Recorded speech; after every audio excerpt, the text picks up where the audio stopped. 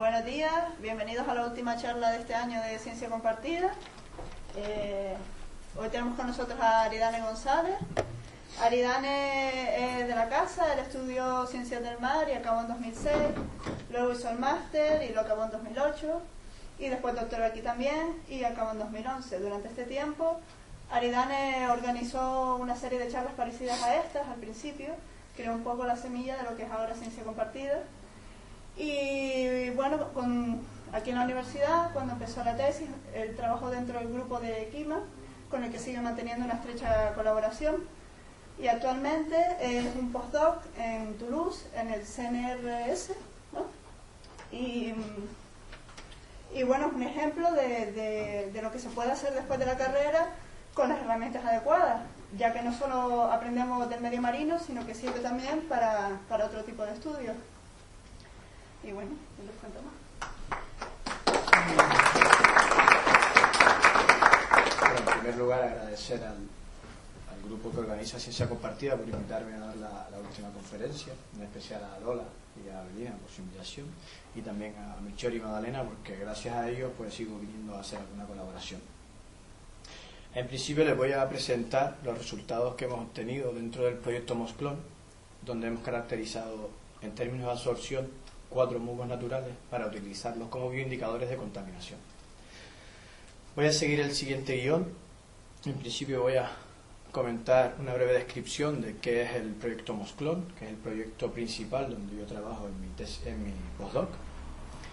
Presentaré la primera fase de estudios que nos dan la base suficiente para poder realizar luego la caracterización ácido-base y la absorción de metales, tanto en función de pH como en función de concentración de metales, para terminar destacando las conclusiones generales que obtuvimos y las implicaciones que tienen dentro del marco del proyecto. El Mosclon es un proyecto europeo del 7º programa marco que engloba 4 universidades y un centro de investigación y 5 pequeñas y medianas empresas, todas ellas relacionadas con la calidad del aire en Europa. Estas empresas y universidades provienen de Alemania, España, Francia, Italia e Irlanda. El grupo que representa a Francia es el CNRS, que es el instituto, el JET, que es el Instituto de Geociencia Ambiental, que es donde estoy haciendo mi postdoc. Y los grupos que representan a España principalmente es la Universidad de Santiago de Compostela y una empresa que se llama BioVia, que también es de Santiago de Compostela. El objetivo principal del proyecto es encontrar un nuevo modelo, un nuevo método para poder monitorizar la contaminación atmosférica en centros urbanos e industriales. Tiene que ser un método que sea novedoso, ecológico y que además sea barato. De ahí el interés de hacerlo con musgos. ¿Por qué? A diferencia de otros organismos que se han utilizado, los musgos tienen una fácil producción y una característica esencial, que es que son capaces de reflejar la química de la atmósfera que les rodea. Ya que los musgos, para alimentarse, no tienen una raíz como una planta, sino que se alimentan a partir de la deposición. De esta forma, lo que hemos hecho nosotros en la primera fase del proyecto era estudiar en términos de absorción de 5 metales, los más interesantes en cuanto a contaminación urbana, que es cobre, zinc, cadmio, níquel y plomo, sobre 4 especies de musgos nativos, porque el objetivo era, a partir de nuestros estudios, indicar una especie que sea la mejor, potencialmente hablando, para producirla en laboratorio y así poderlas utilizar en las bolsas que colocaremos en las zonas industriales para monitorizar. Las 4 especies de musgos que hemos utilizado las muestro aquí en fotografía: Hypnum sp, Sphagnum sp, Brachytecium rutabulum y Pseudocleropodium purum. En las fotos las vemos inactivadas a 120 grados durante la noche, porque uno de los objetivos cuando utilizas una especie como bioindicadora es que tiene que estar inactiva para que no tenga transferencia con el medio que le rodea, no vaya luego a contaminar esa zona con la especie que tú introduces. También indicar que las especies que nosotros utilizamos en los estudios vienen tal cual, así la biomasa, ya que lo que queremos es reflejar lo más posible cómo va a estar el musgo dentro de la bolsa de control. Los 3 objetivos principales de este trabajo eran: primero, estudiar la eficiencia que tienen los 4 musgos en términos de absorción de metales, para recomendar una especie que sea introducida en las bolsas de control, describir cuál es la naturaleza química de los grupos en la superficie de las células que vayan a determinar la absorción de metales, y por último, ver si los resultados experimentales pueden sugerir que haya un comportamiento universal en términos de absorción en función del pH de diferentes metales y diferentes bioabsorbentes, porque así se puede mejorar los modelos termodinámicos que estudian la absorción. La primera serie de estudios preliminares que hay que hacer para conocer los musgos es estudiar la composición elemental que tienen estos musgos de estudios nativos, ya que estos musgos han sido recogidos en diferentes lugares del norte de Galicia, que están establecidos como lugares control por la Universidad de Santiago para sus estudios de control de musgos. Lo que hemos hecho es hacer una digestión ácida de los musgos intactos tal cual, y hemos medido 50 metales utilizando el ICP masa. De ahí podemos destacar que el zinc, como es normal, es el elemento que tiene mayor concentración en las 4 especies, pero a partir de las concentraciones de los metales de interés en este estudio, cobre, cadmio, níquel, plomo y zinc, podemos establecer un orden, un ranking de clasificación. La concentración de cada metal ya a priori nos indica el tipo de morfología que tiene el musgo, la tasa de crecimiento, porque a mayor, cuando el crecimiento es más lento, tiene más tiempo para absorber metales, y sobre todo el origen, ya que tenemos conocimiento de la concentración atmosférica en cada una de las zonas que han recogido los musgos. La segunda parte que hay que tener en cuenta antes de empezar los estudios de absorción es la capacidad que tiene cada musgo para transferir el contenido elemental que tiene incorporado a la disolución de estudio.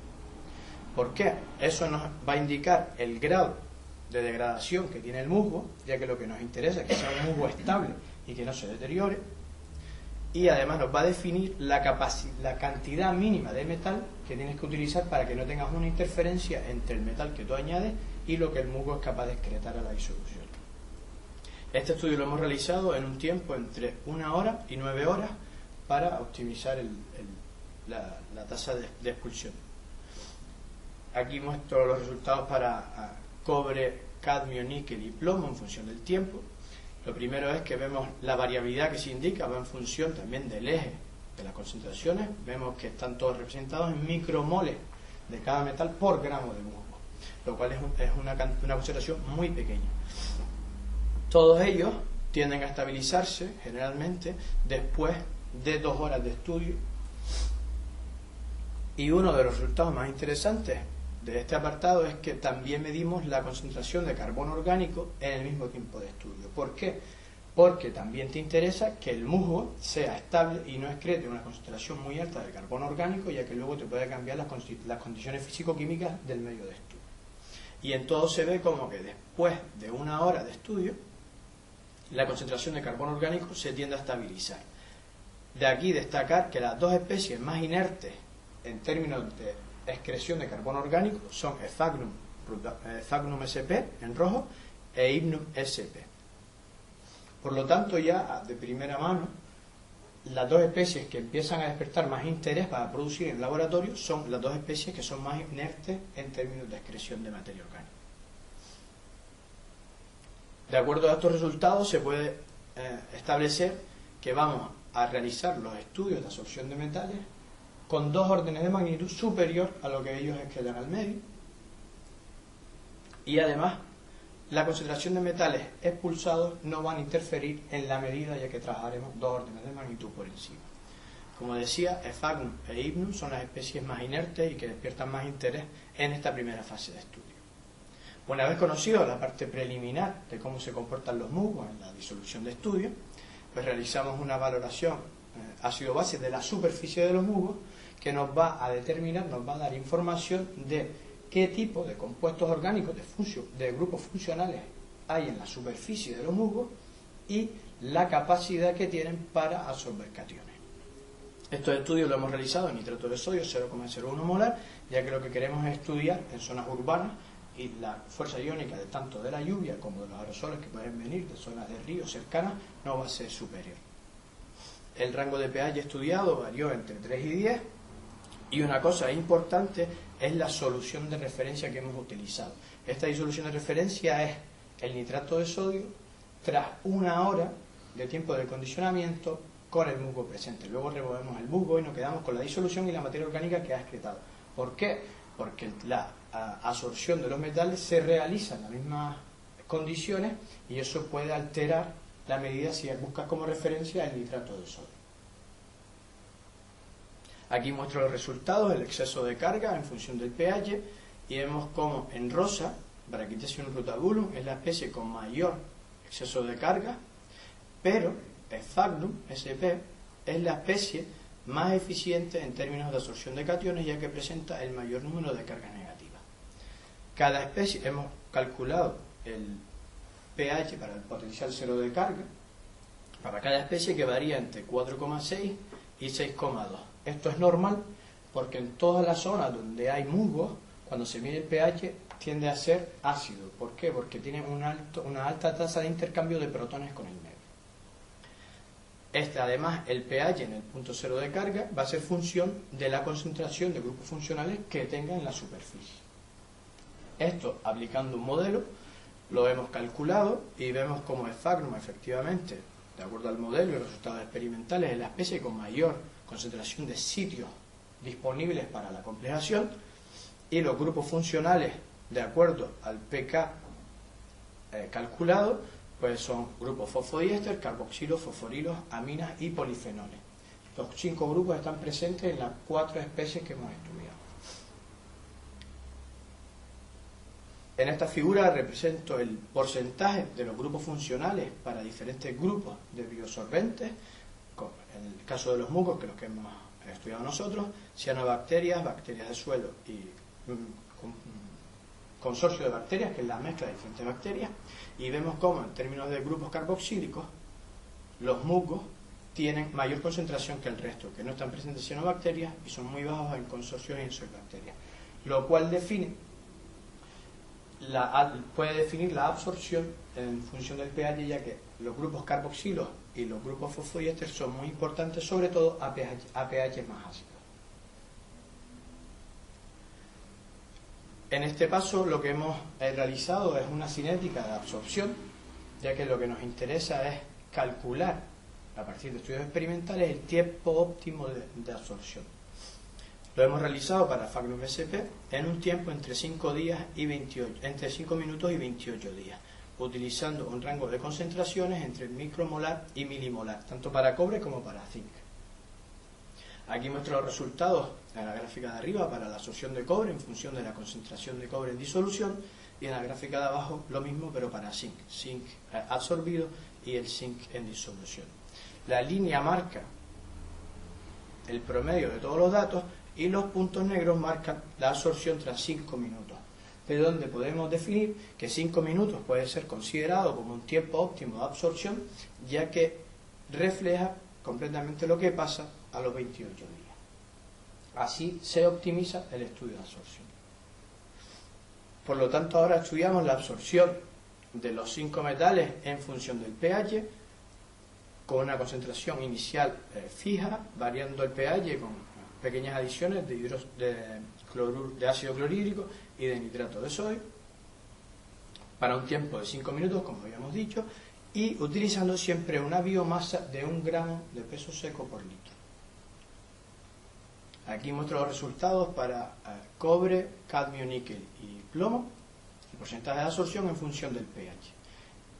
Los puntos son los resultados experimentales, las líneas sólidas reflejan la salida del modelo que hemos utilizado para calcular el número de sitios disponibles y los pK, y las líneas discontinuas o punteadas reflejan los datos que hay en la bibliografía para el mismo metal, utilizando otras especies diferentes, siempre a una biomasa superior a la que hemos usado nosotros.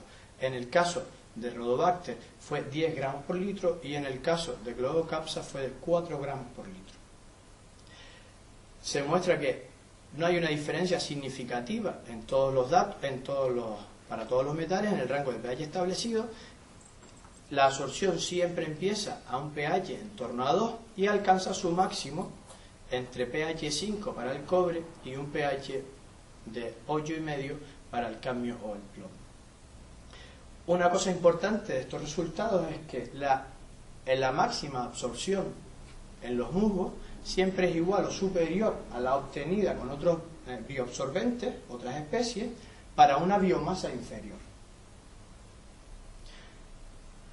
Para los mismos estudios hemos medido la concentración de carbono orgánico en función del pH y en presencia de cada uno de los metales. Los presento aquí para Hibnum, Sphagnum, Pseudocleropodium purum y Brachytesium rutabulum.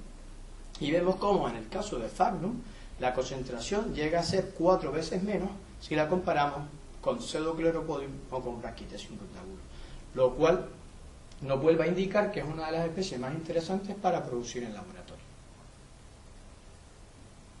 En la última fase era estudiar la absorción de los metales en función de la concentración de estos estudios lo que obtenemos es que hay una existencia, se puede considerar que existe un comportamiento universal para diferentes bioabsorbentes y diferentes metales, lo cual va a mejorar o va a ayudar a mejorar los modelos termodinámicos en estudios de absorción, y generalmente a bajos pH los grupos carboxilados y fosforilos son los que van a determinar esa alta absorción.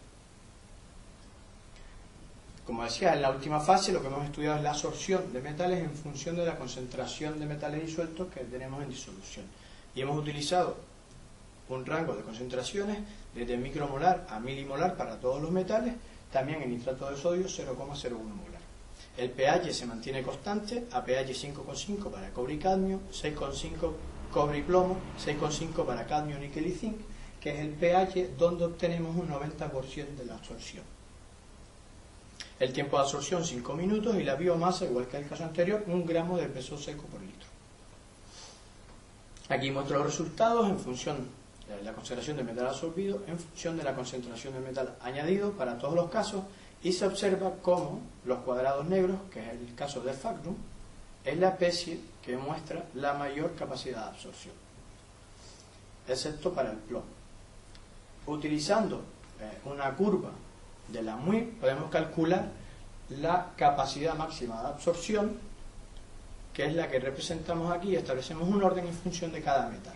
De aquí podemos extraer como Sphagnum sp, que es la especie que quizás, de acuerdo a los resultados que hemos obtenido hasta ahora, despierta más interés, es la especie con mayor capacidad de absorción, excepto para el caso del plomo, donde tiene menor capacidad, pero su concentración de carbono orgánico sigue siendo mucho menor que la de Brachytesium rutabulum. Si además representamos y comparamos la capacidad máxima de absorción para los 4 musgos que hemos estudiado, para cobre, zinc, cadmio y plomo, y los comparamos con diferentes especies de bacterias, algas, macroalgas, suelos y bacterias de suelo, obtenemos que la capacidad de absorción de los musgos es muchísimo más alta que la de los otros organismos que se han utilizado como bioabsorbentes. Por lo tanto, los resultados de esta parte del proyecto lo que nos indican es que los 4 musgos utilizados tienen un alto valor para ser utilizados como bioindicadores en contaminación atmosférica, pero que especialmente Sphagnum es la que presenta un valor añadido y es la que tenemos que sugerir para que sea producida en laboratorio y luego integrarlas en las bolas o bolsas de calidad ambiental. Y este valor añadido simplemente viene asociado a la alta concentración de sitios disponibles para complejar metales que poseen superficie, y de acuerdo a los resultados que se presentan en este trabajo se abren diferentes líneas dentro del proyecto, donde la primera es estudiar el fraccionamiento isotópico que tienen los musgos, lo cual te va a ayudar a reflejar si además los musgos pueden ser utilizados para trazar la contaminación de diferentes metales si no producen un fraccionamiento determinado. Esto es lo que voy a presentar, una de las charlas que voy a presentar en el Congreso de Ciencias del Mar. Otra de las líneas que se ha abierto con estos resultados es el estudio estructural de la complejación de metales en la superficie a través de absorción de rayos X en un sincrotrón, porque de esta forma puedes calcular la estructura molecular del complejo que tengas de cobre o zinc, por ejemplo, con la superficie, y a partir de ahí la fortaleza de esos enlaces. Y por último, a partir de estos estudios se han empezado a producir los clones que es como en términos ecológicos, como lo llaman, que es simplemente producir a partir de una célula madre los diferentes tipos de Fagnum, y que actualmente ya están colocados en Viena, en Nápoles y en Santiago, que de hecho salió un reportaje en El Mundo hace unas semanas, y ya se están estableciendo medidas para controlar si reflejan la contaminación que hay tanto en zonas urbanas como en zonas industriales. Y nada más. Muchas gracias.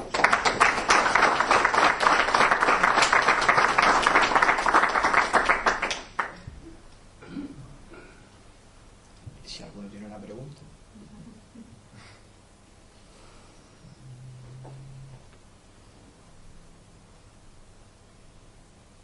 La base de todo el estudio sería precisamente para luego poder determinar contaminación, como decías, en zonas industriales, pero luego se podría aplicar esos mismos sistemas de absorción para luego reducirla, o eso ya está. No, en realidad, como el musgo está inactivado, lo que hace es reflejar lo que puedas tener en la atmósfera cercana. Si lo que quieres usarlo como bioremediación, lo que hay que hacer es luego estudios de cómo funcionan las altas densidades de musgo en zonas industriales, por ejemplo, urbanas. Y ahí se podría hacer otra línea de estudio. Sí, claro. De hecho, ya hay algún proyecto europeo también que lo que utilizan ahora son especies para controlar contaminación en medios acuáticos. Están utilizando, igual que nosotros, musgos para el aire, diferentes especies para utilizarlos como indicadores de contaminación o bioremediación en depuradoras. Y cuando hablas que lo ponen en bolsa, Sí. vamos a ver, tiene que haber interacción con el aire que está es afuera. que el nombre es biobola, en realidad, y es una esfera que tiene contacto con el aire, que ha estudiado la empresa BioBio y la ha patentado, por eso lo de biobola. Y en realidad ya ellos han estudiado y han publicado la densidad máxima que tiene que haber de alga en referencia al tamaño de la bola. De ahí lo de 1 gramo por litro también en nuestros estudios. Y esas son las esferas que utilizan, por eso es lo de meterlo en la bolsa o en la bola. Lo que pasa es que en la bola no queda muy bien. Es que en inglés no queda diferente.